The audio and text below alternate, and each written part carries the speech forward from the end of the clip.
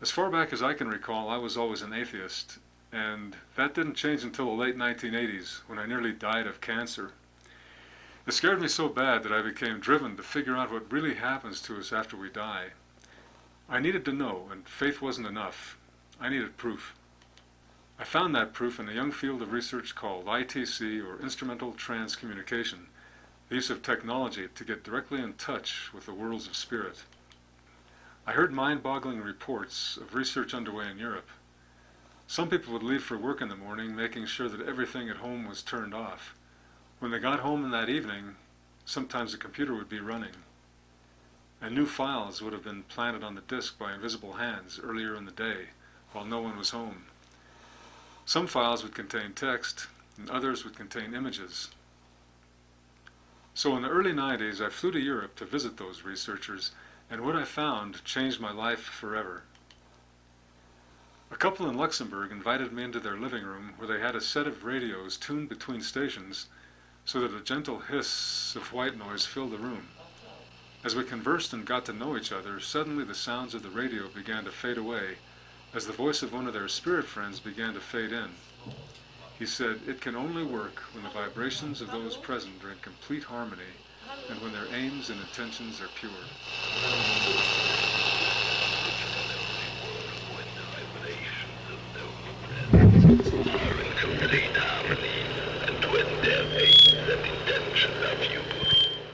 Then the Spirit addressed everyone in the room individually by name and gave us each a very personal message. And this is what he told me.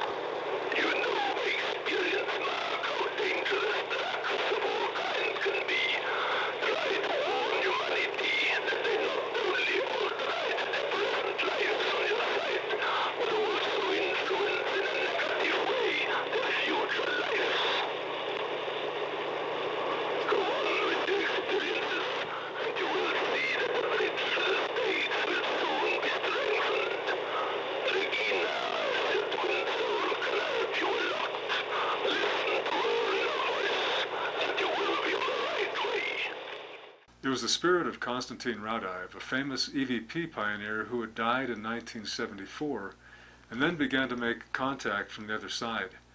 I became good friends with a couple in Luxembourg, and we forged an alliance.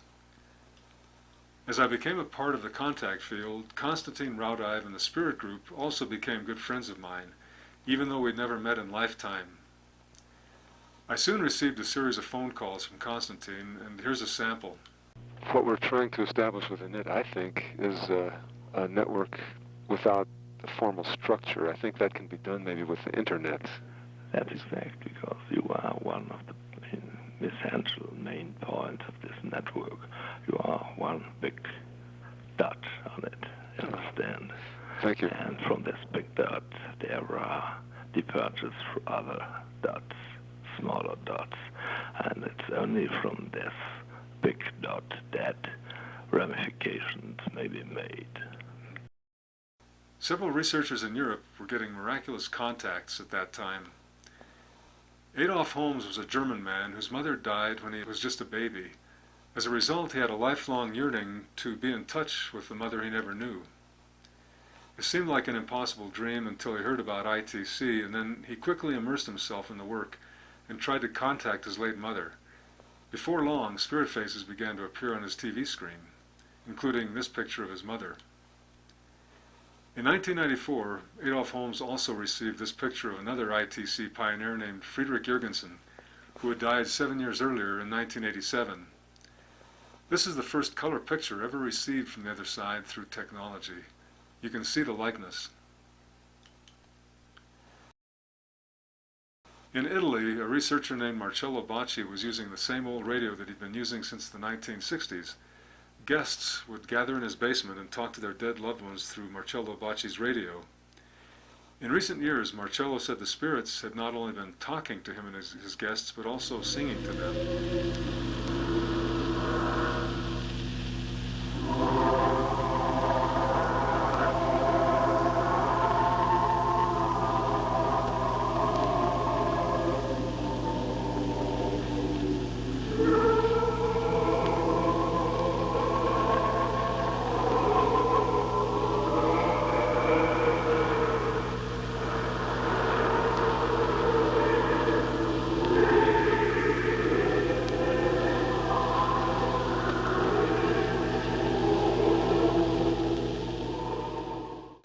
1995, I helped form an international research panel called INIT, the International Network for Instrumental Transcommunication.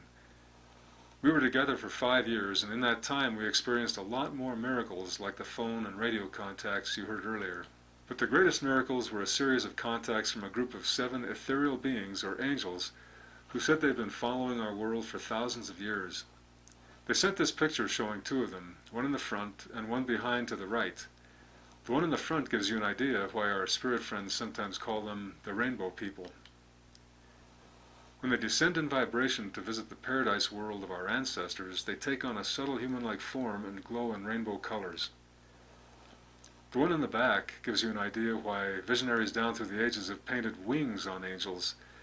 They give off light that resembles wings, but they've made it clear to us on various occasions that they don't really have wings per se.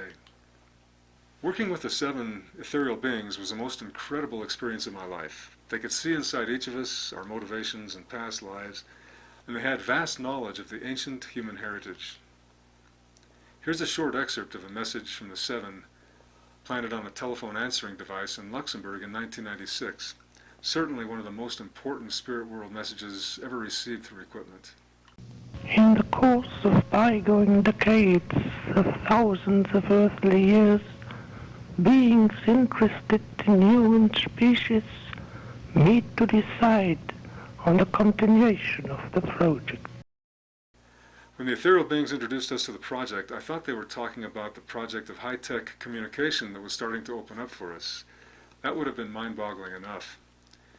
But what they were really referring to was a project involving all of humanity, a project tracing back into our most ancient heritage.